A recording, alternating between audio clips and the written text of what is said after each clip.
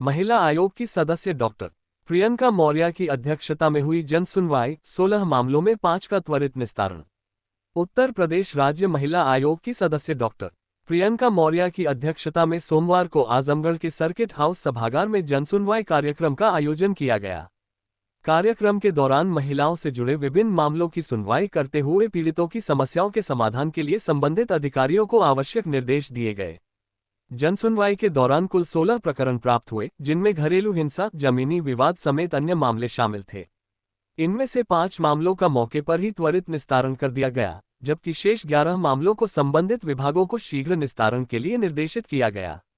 इस दौरान डॉक्टर प्रियंका मौर्य ने पीड़ित महिलाओं को आश्वस्त करते हुए कहा कि महिलाओं को किसी भी प्रकार से डरने की आवश्यकता नहीं है। उन्होंने महिलाओं से आत्मनिर्भर, सशक्त और स्वावलंबी बनने का आह्वान किया तथा कहा कि उनकी समस्याओं के समाधान के लिए आयोग पूरी तरह संवेदनशील है। बैठक में उपस्थित अधिकारियों ने अपने अपने विभागों द्वारा संचालित योजनाओं की जानकारी भी दी। जिला प्रोबेशन अधिकारी सुबोध कुमार सिंह ने महिला कल्याण विभाग की विभिन्न योजनाओं जैसे मुख्यमंत्री कन्या सुमंगला योजना, बेटी बचाओ बेटी पढ़ाओ योजना, निराश्रित महिला पेंशन योजना, मुख्यमंत्री बाल सेवा योजना, स्पॉन्सरशिप योजना तथा वन स्टॉप सेंटर योजना के बारे में विस्तार से जानकारी दी। इसके उपरांत महिला आयोग की सदस्य ने रानी की सराय ब्लॉक स्थित कस्तूरबा गांधी आवासीय बालिका विद्यालय का निरीक्षण किया। निरीक्षण के दौरान विद्यालय की स्थिति सामान्य पाई गई और सभी कार्मिक उपस्थित मिले। उन्होंने विद्यालय परिसर में साफ सफाई बनाए रखने के निर्देश भी दिए। निरीक्षण के क्रम में थाना रानी की सराय का भी औचक निरीक्षण किया गया, जहां की स्थिति सामान्य पाई गई।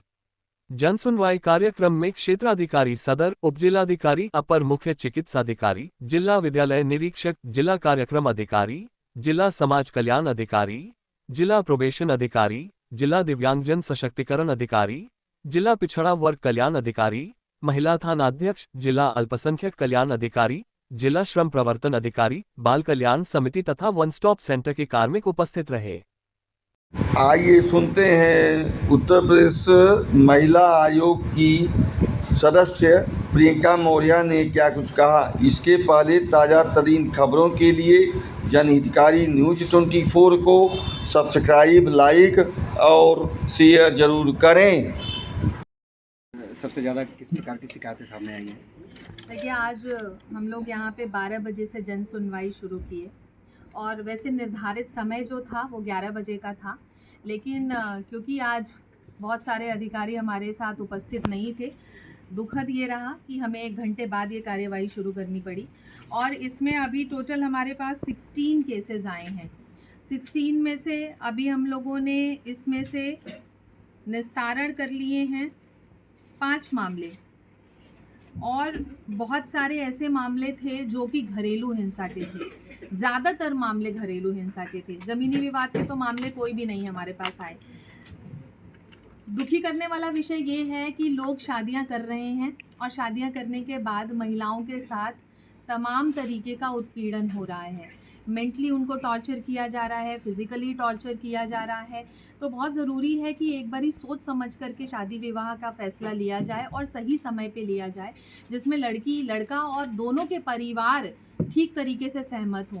तभी इस तरीके की चीज़ों को हम रोक पाएंगे। तो अवेयरनेस की बहुत ज़रूरत है, महिलाओं को सशक्त होने की बहुत ज़रूरत है, अपनी जिम्मेदारी को समझने की ज़रूरत है। और जब तक समाज ये समझेगा नहीं, ये उत्पीड़न के मामले ख़त्म नहीं होंगे। बहुत सारे ऐसे भी केसेस होते हैं जिसमें हम बुलवाते हैं दोनों पक्षों को और फिर भी एक पक्ष कभी भी नहीं आता है, तो उस पर भी हमने संज्ञान लिया है। बहुत सारी महिलाएं ऐसी थीं जो FIR चाहती थीं, FIR के लिए भी ऑर्डर किया है। तो मेरा ये अथक संभव प्रयास है कि महिलाओं को जल्द से जल्द जो भी उनकी प्रॉब्लम है उनका निवारण हम करके दे सकें अपने बिहाफ से। मैम, इस पर किस प्रकार से प्रभावी अंकुश लगाया जा सकता है? देखिए, सबसे पहले तो समाज को भी सजग होने की आवश्यकता है, अपनी जिम्मेदारी को समझने की आवश्यकता है। मैंने बहुत सारे अभिभावकों से भी बात करी आज, और मैंने ये देखा कि 20 साल की उम्र पे, 19 साल की उम्र में शादी कर देते हैं, और उनका ये भी कहना था कि किसी के कहने पे हमने शादी कर दी। तो ठीक तरीके से जांच पड़ताल करके शादी करें। जब ठीक तरीके से हम सोच समझ करके दोनों पक्ष को शादी विवाह के बंधन में जुड़ते हैं तो चीज़ें ठीक चलती हैं।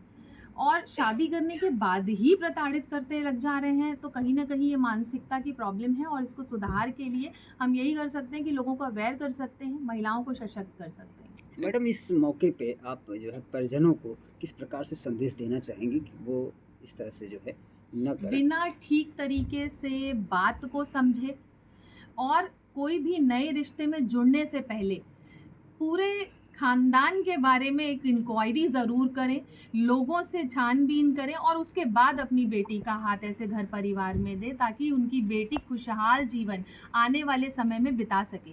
और मैं ये भी रिक्वेस्ट करना चाहूँगी कि कोई भी शादी विवाह करने से पहले आप जो भी क्वालिफ़िकेशन है आपकी बेटी की वो बताइए, जो लड़का है उसकी क्वालिफ़िकेशन जानिए और ये जानने के बाद ठीक तरीके से बात विमर्श करें। जब हम ठीक तरीके से कोई भी रिश्ते की शुरुआत करते हैं, चीज़ों को समझ करके करते हैं, तो आगे चल के कोई भी बात अगर छुपाई हुई रहती है तो वो परेशानी क्रिएट करती है। लेकिन जब हम सब कुछ शुरू में ही बता करके करेंगे तो ये इतना ज़्यादा परेशान नहीं करेगा। की समस्याएं कुछ निस्तारण हो रहा है या फिर समस्याएं बढ़ती ही जा रही हैं? मैं आपको शॉर्टली बताना चाहूँगी इसके बारे में कि पिछली बार की जो जन सुनवाई थी उसमें करीब 14 केसेस हमारे पास आए थे, जिसमें से मौके पर ही 3 का निस्तारण कर लिया गया था और जो मैंने निर्देश दिए थे उसमें 4 से 6 केसेस का निस्तारण कर लिया गया है सफलतापूर्वक मीडिएशन के द्वारा। कुछ केसेस ऐसे थे जो कोर्ट में चल रहे थे जो हमारे जुरिडिक्शन के अपार्ट हैं, तो इस वजह से वो रह गए।